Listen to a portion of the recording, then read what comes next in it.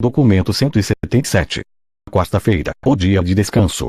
Quando o trabalho de ensinar ao povo dava-lhes uma folga, o costume de Jesus e dos seus apóstolos era descansar das suas atividades às quartas-feiras.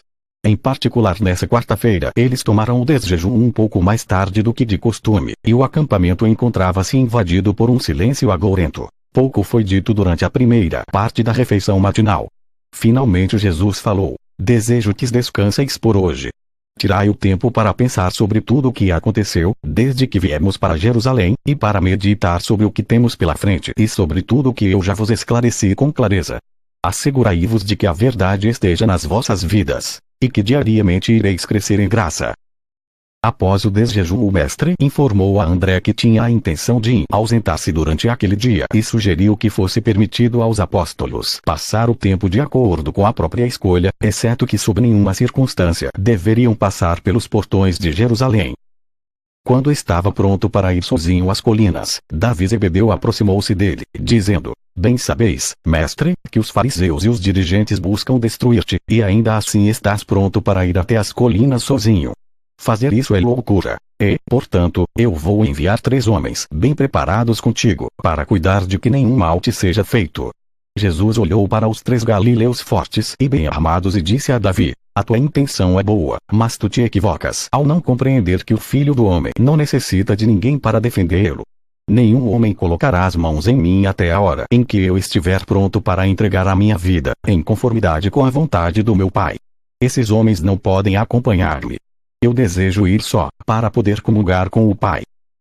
Ao ouvir essas palavras, Davi e os seus guardas armados retiraram-se. Mas, quando Jesus saiu só, João Marcos adiantou-se com uma pequena cesta contendo comida e água e sugeriu que, se a intenção dele era ficar fora o dia inteiro, ele poderia sentir fome. O mestre sorriu para João e abaixou a mão para pegar a cesta. Um dia a sós com Deus. Jesus estava para pegar a cesta de lanche da mão de João, quando o jovem aventurou-se a dizer: "Mas, mestre, é possível que abandones a cesta no chão, enquanto ficas de lado para orar, e que sigas sem ela. Além disso, se eu fosse junto para carregar o lanche, ficarias mais livre para adorar, e eu por certo me manterei em silêncio. Não farei perguntas e permanecerei perto da cesta quando tu te separares para orar a sós." Enquanto dizia essas coisas, cuja temeridade surpreendeu alguns dos ouvintes por ali, João teve a audácia de segurar a cesta. E lá ficaram eles, João e Jesus, ambos segurando a cesta. Mas logo o mestre soltou-a e, olhando para baixo até o rapaz, disse: "Já que desejas ir comigo de todo o teu coração, isso não te será negado. Iremos juntos e teremos uma boa conversa. Tu podes perguntar-me qualquer coisa que surja no teu coração, e nos confortaremos e nos consolaremos mutuamente. Podes começar levando o lanche e, quando cansares, eu te ajudarei. Então me segue." Jesus só retornou ao acampamento naquela tarde depois do pôr do sol. O mestre passou o último dia de tranquilidade na terra conversando com esse jovem faminto da verdade, e falando com seu Pai do paraíso.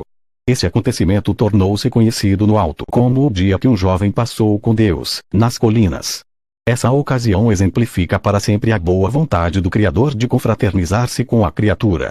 Mesmo um adolescente, se o desejo do seu coração é realmente supremo, pode atrair a atenção, desfrutar da companhia plena de amor do Deus de um universo e experimentar verdadeiramente o inesquecível êxtase de estar a sós com Deus nas colinas, e durante um dia inteiro.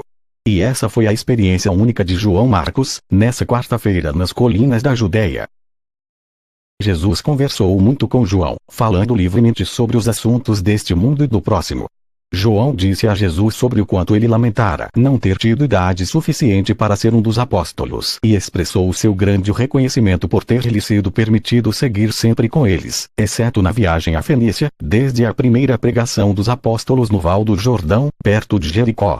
Jesus advertiu ao rapaz para não se desencorajar com os acontecimentos iminentes e assegurou-lhe de que ele viveria para tornar-se um mensageiro poderoso do reino. João Marcos ficaria sempre emocionado com a lembrança desse dia com Jesus nas colinas, e nunca se esqueceria da recomendação final do mestre, feita quando eles estavam para voltar ao acampamento do Getsemane, com o seguinte teor: "Bem, João, tivemos uma boa conversa, um dia de descanso verdadeiro, mas procura não contar a nenhum homem as coisas que eu disse." E João Marcos nunca revelou nada do que havia sucedido nesse dia que ele passou com Jesus nas colinas. Durante as poucas horas que restavam da vida terrena de Jesus, João Marcos nunca permitiu que o mestre saísse da sua vista por muito tempo. O garoto estava sempre escondido por perto, e só adormecia depois que Jesus dormia. A infância no lar. No transcurso das conversas com João Marcos nesse dia, Jesus passou um tempo considerável comparando as experiências das infâncias e adolescências de ambos. Embora os pais de João possuíssem mais bens deste mundo do que os pais de Jesus, ambos haviam passado por muitas experiências bastante semelhantes na infância. Jesus disse muitas coisas que ajudaram João a entender melhor os seus pais e outros membros da sua família. Quando o jovem perguntou ao mestre como podia saber que ele se tornaria um mensageiro poderoso do reino, Jesus disse: sei que te mostrarás leal ao evangelho do reino, porque posso confiar na tua fé e no amor que tens atualmente, já que essas qualidades são baseadas em uma educação vinda da tua casa, desde bem cedo.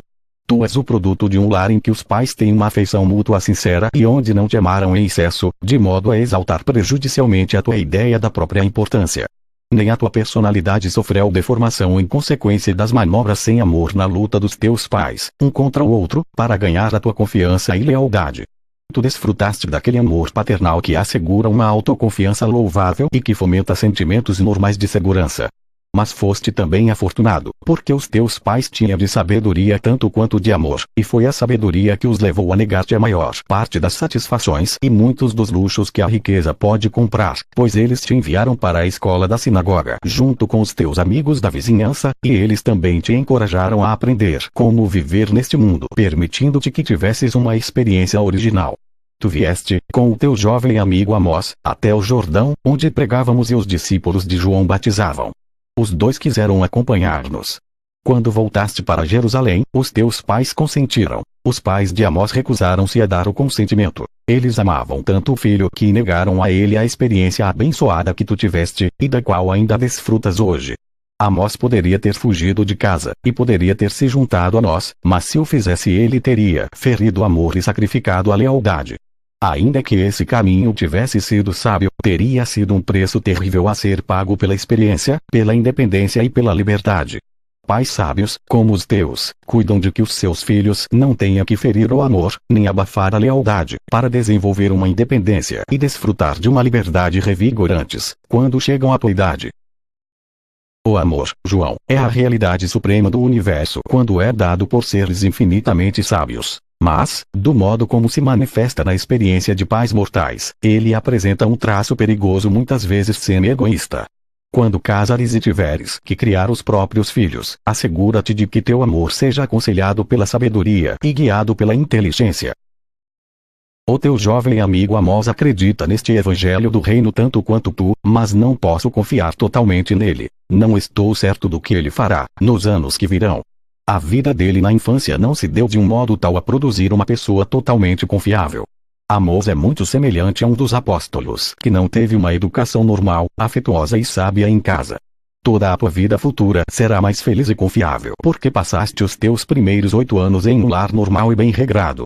Tu possuis um caráter forte e bem integrado porque cresceste em um lar onde predominava o amor e reinava a sabedoria. Uma educação assim na infância produz um tipo de lealdade que me assegura que tu irás continuar no caminho em que começaste. Por mais de 1 hora Jesus e João continuaram essa conversa sobre a vida no lar. O mestre prosseguiu explicando a João como uma criança é totalmente dependente dos seus pais e da vida ligada ao lar, para todos os seus conceitos iniciais sobre todas as coisas intelectuais, sociais, morais e mesmo espirituais, pois a família representa para a criança pequena tudo o que ela pode conhecer primeiramente, tanto das relações humanas, quanto das divinas. A criança deve tirar dos cuidados da mãe as suas primeiras impressões sobre o universo. Ela é totalmente dependente do pai terreno para formar as suas primeiras ideias do pai celeste. A vida subsequente da criança torna-se feliz ou infeliz, fácil ou difícil, segundo a sua vida mental e emocional inicial, e é condicionada por essas relações sociais e espirituais no lar. Toda a vida de um ser humano é influenciada enormemente por aquilo que acontece durante os primeiros anos de sua existência. Acreditamos sinceramente que o Evangelho contido nos ensinamentos de Jesus, baseados que são na relação pai-filho, dificilmente poderá desfrutar de uma aceitação mundial até o momento em que a vida familiar, dos povos civilizados modernos, abranja mais amor e mais sabedoria. Não obstante os pais deste século possuírem um grande conhecimento e uma verdade maior, para melhorar o lar e enobrecer a vida no lar, continua sendo uma verdade que, para educar os meninos e as meninas, poucos lares modernos são bons quanto foram os lares de Jesus na Galileia e de João Marcos na Judeia, se bem que a aceitação do Evangelho de Jesus tenha como resultado um aperfeiçoamento imediato da vida no lar. A vida baseada no amor de um lar sábio e na devoção leal da verdadeira religião exercem uma profunda influência mútua e recíproca. A vida em um lar assim intensifica a religião, e a religião genuína sempre glorifica o lar. É bem verdade que muitas influências, atrofiadas e repreensíveis, exatamente como outras tendências restritivas desses antigos lares judeus, hajam já sido eliminadas virtualmente em muitos dos lares modernos mais bem regrados. Há, de fato, uma independência mais espontânea e mais liberdade pessoal. Essa liberdade, todavia, não é contida pelo amor, nem motivada pela lealdade, nem orientada pela disciplina inteligente da sabedoria. Enquanto ensinamos as crianças a orar, Pai Nosso que estais no céu, uma grande responsabilidade recai sobre todos os pais terrenos, de viver e ordenar os seus lares para que a palavra Pai fique conservada condignamente nas mentes e nos corações de todas as crianças em crescimento. O dia no acampamento. Os apóstolos passaram a maior parte do dia caminhando pelo Monte das Oliveiras e conversando com os discípulos que estavam acampados com eles, mas no início da tardinha ficaram muito desejosos de ver Jesus retornar. Com o decorrer do dia, inquietaram-se cada vez mais quanto à segurança dele, e, sem ele, sentiram-se inexprimivelmente sós. Houve muito debate durante o dia sobre se deveria ter permitido ao mestre sair sozinho pelas colinas, acompanhado apenas por um garoto de recados. Embora nenhum homem exprimisse abertamente os seus pensamentos, não havia nenhum entre eles, salvo Judas Iscariotes, que não preferisse estar no lugar de João Marcos. Foi no meio da tarde que Natanael fez o seu discurso sobre o desejo supremo, para cerca de meia dúzia de apóstolos e meia dúzia de discípulos. Concluindo o discurso desta forma: o que há de errado com a maioria de nós é que nos entregamos apenas com a metade do nosso coração. Não amamos ao Mestre como ele nos ama. Se quiséssemos todos, tanto quanto João Marcos, ir junto, ele certamente nos teria levado a todos. Ficamos quietos. Já o rapaz aproximou-se do Mestre e ofereceu-lhe a cesta e, quando o Mestre pegou-a, o jovem não a soltou. E assim o Mestre nos deixou aqui, enquanto foi para as colinas com a cesta, o rapaz e tudo. Por volta de 4 horas, alguns corredores chegaram até Davi e Zebedeu, trazendo-lhe notícias da sua mãe em Betsaída e da mãe de Jesus.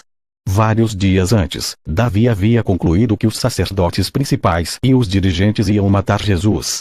Davi sabia que eles estavam determinados a destruir o Mestre, e achava-se convencido de que Jesus não iria exercer o seu poder divino para salvar-se, nem permitir aos seus seguidores que empregassem força em sua defesa.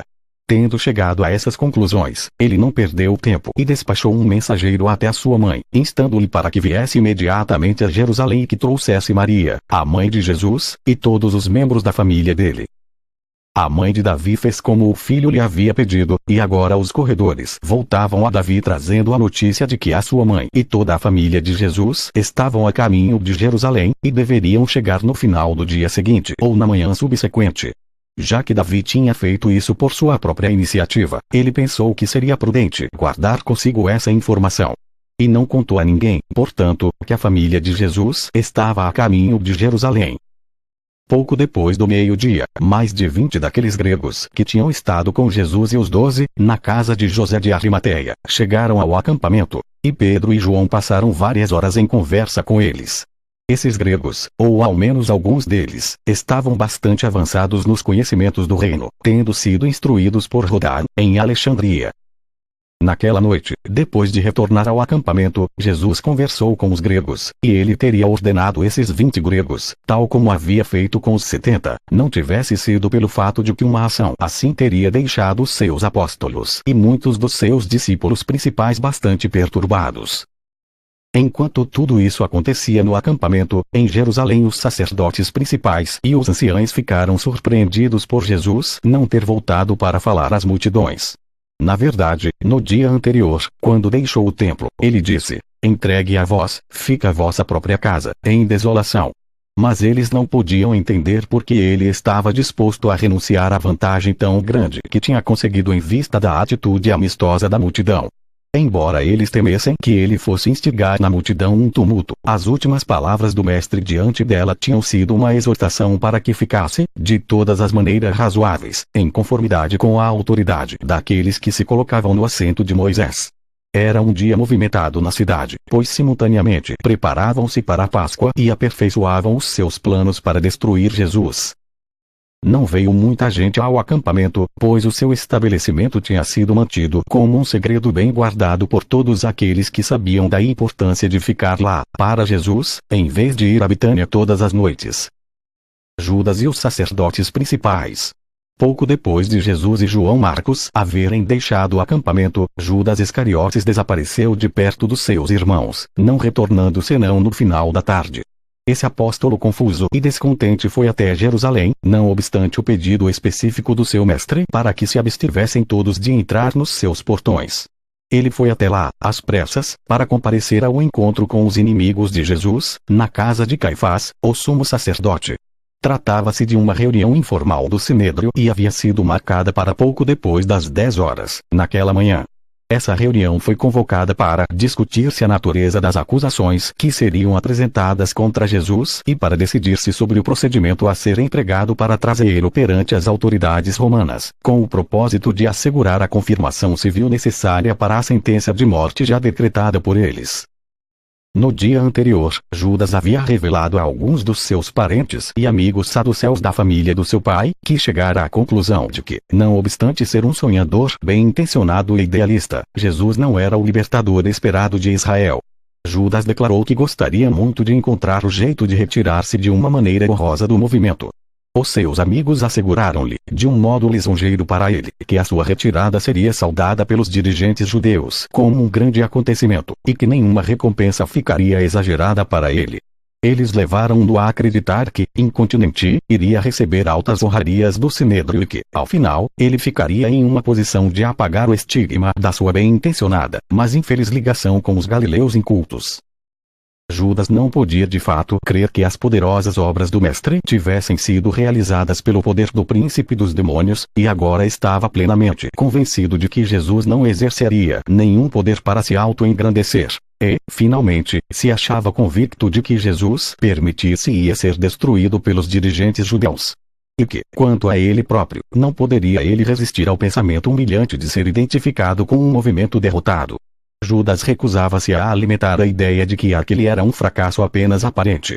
Ele entendia profundamente o caráter firme do seu mestre e a agudeza da sua mente majestosa e misericordiosa, e ainda assim ele recebia com prazer, se bem que parcialmente, a sugestão de um dos seus parentes, de que Jesus, conquanto fosse um fanático bem-intencionado, provavelmente não estivesse com a mente sã, pois que dera sempre a impressão de ser uma pessoa estranha e mal compreendida.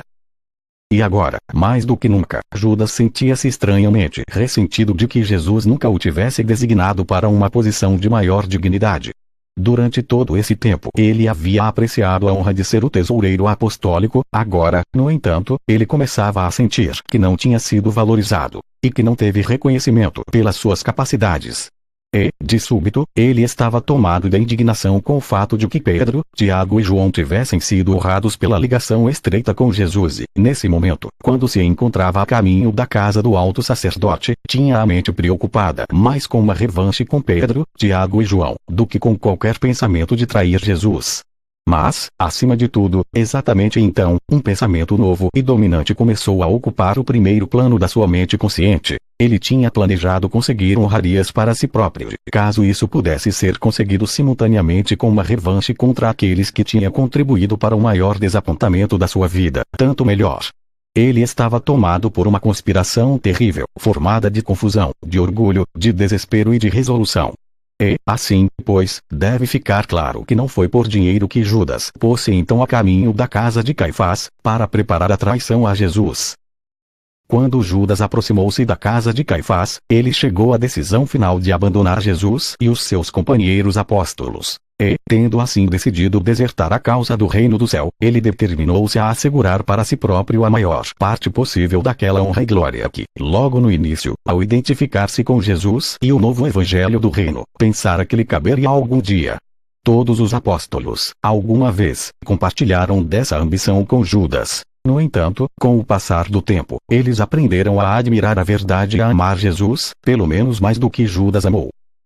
O traidor foi apresentado a Caifás e aos dirigentes judeus pelo seu primo, o qual explicou que Judas, depois de descobrir o seu erro de se ter deixado desviar pelo ensinamento hábil de Jesus, havia chegado a ponto de desejar fazer uma renúncia pública e formal da sua ligação com Galileu, ao mesmo tempo, pedir o seu restabelecimento na confiança e na fraternidade dos seus irmãos judeus. Esse porta-voz de Judas continuou a explicar que Judas reconhecia como melhor, para a paz de Israel, se Jesus fosse tomado em custódia, e por isso, e como evidência do seu arrependimento de ter participado de um tal movimento equivocado, e como prova da sua sinceridade ao voltar aos ensinamentos de Moisés, ele vinha para oferecer-se ao Sinédrio como alguém que podia arranjar, com o capitão que tinha as ordens de prender Jesus, para que ele fosse tomado em custódia tranquilamente, evitando assim qualquer perigo de agitar as multidões, ou a necessidade de adiar a sua prisão para depois da Páscoa. Quando esse primo terminou de falar, ele apresentou Judas, que, aproximando-se do sumo sacerdote, disse: "Tudo que o meu primo prometeu, eu farei, mas o que estais dispostos a dar-me por esse serviço?" Judas não parecia discernir o olhar de desdém e mesmo de repugnância que vinha à face do orgulhoso e desumano Caifás. O coração de Judas estava todo voltado para a própria glória, almejando satisfazer a exaltação de si próprio. E Caifás abaixou então o seu olhar até o traidor, enquanto dizia: "Judas, vai ao capitão da guarda e arranja com aquele oficial para que tragam o teu mestre a nós nesta noite ou na noite de amanhã e, quando ele houver sido entregue por ti nas nossas mãos, receberás tua recompensa por esse serviço." Quando Judas ouviu isso, saiu da presença dos sacerdotes principais e dos dirigentes para conferenciar com o capitão da guarda do templo sobre a maneira pela qual Jesus devia ser apreendido. Judas sabia que Jesus estava ausente do acampamento naquele momento e não fazia ideia da hora em que ele voltaria naquela noite, pois, assim, eles concordaram entre si em prender Jesus na noite seguinte, de quinta-feira, depois que o povo de Jerusalém e todos os peregrinos visitantes estivessem recolhidos para dormir. Judas retornou para os seus colegas no acampamento, intoxicado por pensamentos de grandeza e glória como há muito tempo não os tivera. Ele havia se alistado junto a Jesus, esperando algum dia tornar-se um grande homem naquele novo reino. Ao final entendeu que não existia nenhum reino tal como ele tinha antevisto. Mas rejubilava-se por ter sido tão sagaz em trocar o seu desencanto por não ter alcançado a glória antecipada em um novo reino, pela realização imediata de honra e de recompensa na velha ordem, que, agora, acreditava que sobreviveria. Ele estava certo de que ela iria destruir Jesus e a tudo o que ele representava. Na sua última motivação de intenção consciente, a traição de Judas a Jesus foi um ato covarde de um desertor egoísta, cujo único pensamento era a sua própria segurança e glorificação, não importando quais resultados pudessem advir da sua conduta, para com seu mestre e os seus antigos companheiros. Mas foi sempre exatamente assim. Judas tinha há muito tempo engajado-se nessa consciência deliberada, persistente, egoísta e vingativa de construir de forma progressiva na sua mente e colocar no seu coração esses desejos de ódio e de mal, de vingança e de deslealdade.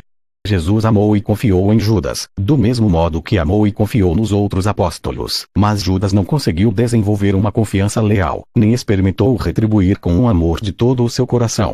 E quão perigosa a ambição pode tornar-se, uma vez que esteja totalmente casada com o egoísmo e sob a motivação suprema de uma vingança sombria e longamente contida. Que coisa esmagadora é a decepção das vidas daquelas pessoas tolas que, ao fixarem as suas vistas nos atrativos obscuros e evanescentes do tempo, se tornam cegas para as realizações superiores e mais reais, de alcance permanente, nos mundos eternos dos valores divinos e das realidades espirituais verdadeiras. Na sua mente Judas ansiava por honras terrenas, e chegou a amar esse desejo de todo o seu coração. Os outros apóstolos, do mesmo modo, ansiaram por essa mesma honra mundana nas suas mentes, mas com os seus corações eles amaram Jesus e estavam dando o melhor de si para aprender a amar as verdades que ele lhes ensinou. Naquele momento, Judas não se deu conta disso, mas tinha sido subconscientemente um crítico de Jesus, desde que João Batista fora decapitado por Herodes. No fundo do seu coração, Judas sempre se ressentiu do fato de Jesus não ter salvado João. Não vos deveis esquecer de que Judas havia sido discípulo de João, antes de tornar-se seguidor de Jesus. Todos esses acúmulos de ressentimentos humanos e de decepções amargas, guardados por Judas na sua alma, sob as vestes do ódio, estavam agora bem organizados na sua mente subconsciente, e prontos para emergir e tragá-lo tão logo ele ousasse separar-se da influência protetora dos seus irmãos, expondo a si próprio, ao mesmo tempo, às insinuações espertas e aos escárnios agudos dos inimigos de Jesus. Todas as vezes que Judas permitiu que as suas esperanças soassem alto, e que Jesus realizava ou dizia algo para fazê-las despencarem-se, sempre era deixada no coração de Judas uma cicatriz de ressentimento amargo. E, como essas cicatrizes multiplicaram-se rapidamente, o coração, tão frequentemente ferido, perdeu toda a afeição real por aquele que havia infligido essa experiência desagradável a uma personalidade bem intencionada, mas covarde e egocêntrica. Judas não deu por si, mas ele era um covarde. E, desse modo, ele estava sempre inclinado a considerar a covardia como sendo o que, frequentemente, levava Jesus a recusar-se a agarrar o poder ou a glória quando eles aparentemente estavam a um fácil alcance. E todo homem mortal sabe plenamente bem que o amor, ainda que tendo sido genuíno, pode, por meio da decepção, do ciúme e de um contínuo ressentimento, ser transformado finalmente em ódio verdadeiro. Afinal, os sacerdotes principais e os anciães puderam respirar tranquilamente por umas poucas horas. Eles não teriam que prender Jesus em público, e a garantia de Judas, como um aliado traidor, assegurava que Jesus não escaparia da jurisdição deles, como o tinha conseguido tantas vezes no passado. A última hora de reunião social. Pelo fato de ser quarta-feira, aquela noite no acampamento foi de reunião social. O mestre empenhava-se em alegrar os seus apóstolos abatidos, embora isso fosse quase impossível. Todos começavam a compreender que acontecimentos desconcertantes e arrasadores estavam na iminência de acontecer. Eles não podiam estar alegres, mesmo quando o mestre recordou os anos repletos de uma associação afetuosa e de acontecimentos. Jesus inquirira cuidadosamente sobre as famílias de todos os apóstolos e, olhando para Davi e Zebedeu, perguntou se alguém tinha notícias recentes da mãe dele e da sua irmã mais jovem, ou de outros membros da família. Davi olhou para os próprios pés. Teve medo de responder. Essa foi a ocasião em que Jesus advertiu aos seus seguidores para que tomassem cuidado com o apoio das multidões. Recordou as suas experiências na Galileia, quando, muitas vezes, grandes multidões de pessoas que o seguiram com entusiasmo mas, de súbito, ardentemente, voltavam-se contra eles e retornavam aos seus caminhos antigos de crença e de vida. E então ele disse: e assim, não deveis permitir que fiqueis decepcionados com as grandes multidões, as quais já nos ouviram no templo e aparentemente demonstraram acreditar nos nossos ensinamentos. Essas multidões escutam a verdade e acreditam nela, superficialmente, com suas mentes, mas poucas pessoas, dentre elas, permitem que a palavra da verdade se lhes alcance, com raízes vivas, o coração. Aqueles que conhecem o Evangelho apenas pela mente, não o havendo experimentado no coração, não podem ser confiáveis para dar apoio quando vierem os verdadeiros problemas. Quando os dirigentes dos judeus entrarem num acordo para destruir o Filho do Homem, e quando derem sua estocada uníssona, vereis a multidão fugir em desânimo ou então ficar atônita, em silêncio, enquanto esses dirigentes enlouquecidos e cegos conduzem à morte os instrutores da verdade do Evangelho. E, então, quando a adversidade e a perseguição descerem sobre vós, outros existirão ainda, os quais julgais serem amantes da verdade, que se dispersarão e alguns renunciarão ao Evangelho e desertar-vos-ão. Alguns que estiveram bem perto de nós já decidiram desertar. Vós, descansastes hoje em preparação para os tempos que virão em breve. Vigiai, pois, e orai, para que amanhã possais estar fortalecidos para os dias que temos pela frente. A atmosfera do acampamento estava carregada de uma tensão inexplicável. Mensageiros em silêncio iam e vinham, comunicando-se apenas com Davi e Zebedeu. Antes de terminar a noitinha, alguns sabiam que Lázaro havia fugido, apressadamente, de Betânia. João Marcos permanecia sinistramente silencioso, após retornar ao acampamento, não obstante tivesse passado o dia inteiro na companhia do mestre. Cada esforço para persuadi-lo a falar apenas indicava claramente que Jesus tinha dito a ele para nada contar. Mesmo o bom humor do mestre e a sua sociabilidade inusitada amedrontavam a todos. Todos sentiam a aproximação certa de um isolamento terrível que, eles compreendiam, cairia sobre eles com uma rapidez esmagadora e um terror inescapável. Vagamente pressentiam o que viria, e nenhum deles se achava preparado para enfrentar a prova.